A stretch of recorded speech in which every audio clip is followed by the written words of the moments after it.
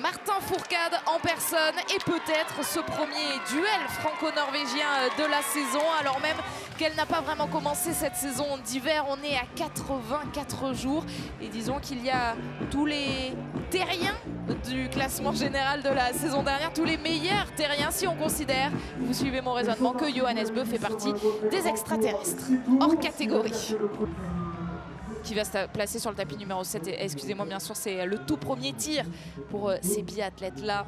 C'est Sturla Lægreid qui va se mettre sur le tapis numéro 1. Vetle Christiansen sur le 2. Tout le monde s'est mis sur le tapis correspondant à son numéro de dossard. C'est lors des prochains tirs qu'ils s'empileront sur ce pas de tir. Nous aussi, on doit reprendre nos marques à 84 jours du début de la Coupe du Monde. Allez, il y a une erreur seulement pour Émilien Jacquelin. Pour l'instant, aucun sans faute pour ceux qui ont commencé à tirer.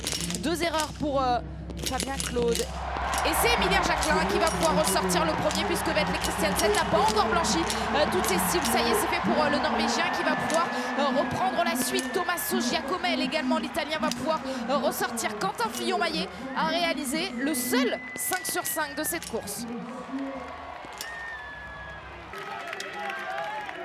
Oula, attention, Christiansen, il demande à Émilien de passer, mais là Émilien il lui met carrément une attaque, hein, clairement. Cette fois, je ne vais pas dire de bêtises en disant qu'Émilien Jacquelin va s'installer sur le premier tapis et Vetle Christiansen sur le deuxième.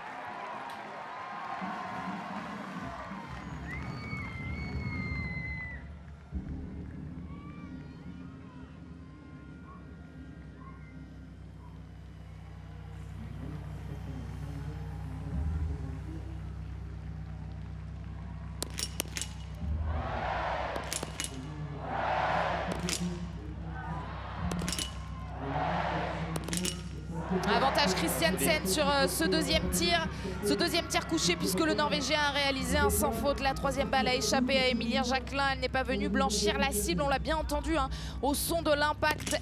Et Émilien Jacquelin cette fois qui va pouvoir ressortir avec peut-être presque 10 secondes de retard sur Vetle Christiansen.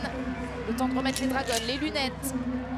11 secondes et 3 dixièmes. Éric Perrault pour le plein. Que c'est bien fait de la part du Français qui se replace virtuellement sur le podium de cette mass start. Ouais, belle opération là, de la part d'Éric, là, magnifique plein.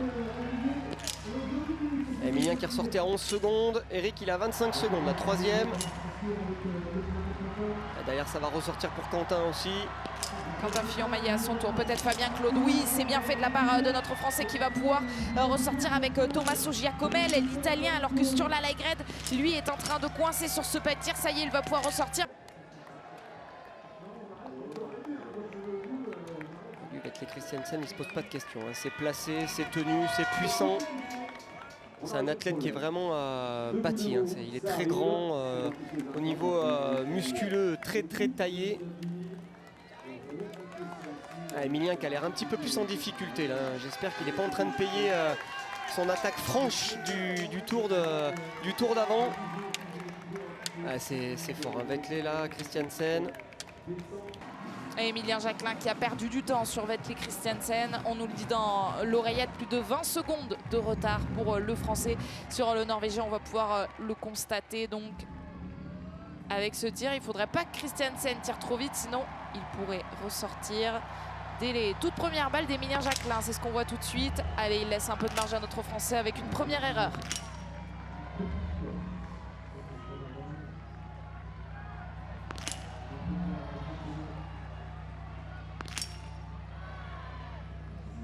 Et vous voyez le ventre de Vetle, hein, il ventile, hein, il est vraiment à bloc là. Hein.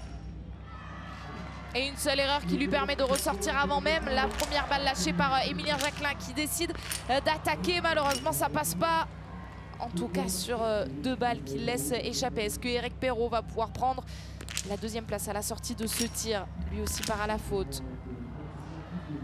Il y a nos Français qui sont en train de coincer autour de Fabien Claude.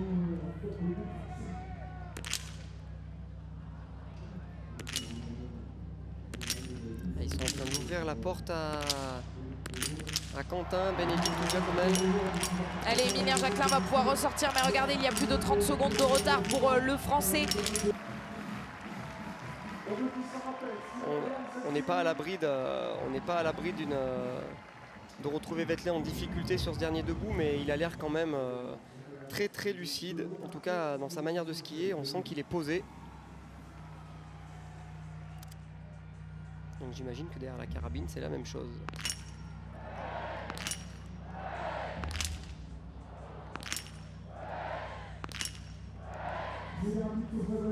Une seule erreur et aucun autre adversaire pour l'instant n'est là pour perturber Vetle Christiansen,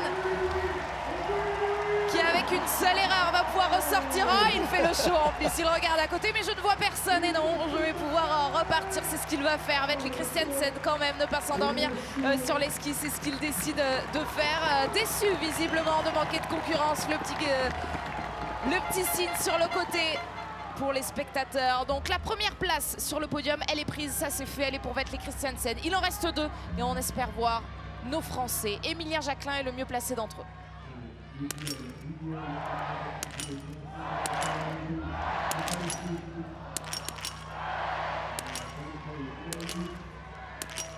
Oh, Vetle Christiansen lui aussi était full attaque, mais Vetle sur l'Allegrette, pardon, a réussi à faire le plein sur l'Allegrette qui va ressortir avec Émilien Jacquelin. Ils sont tous les deux, ils sont au coude à coude.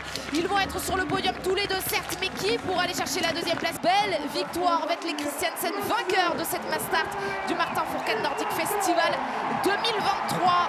En 2e position, on a envie de voir surgir après ce virage Émilien Jacquelin plutôt que sur l'Allegrette, mais ces 2 hommes risquent d'être ensemble. Non, qui est devant? Émilien pour le sprint.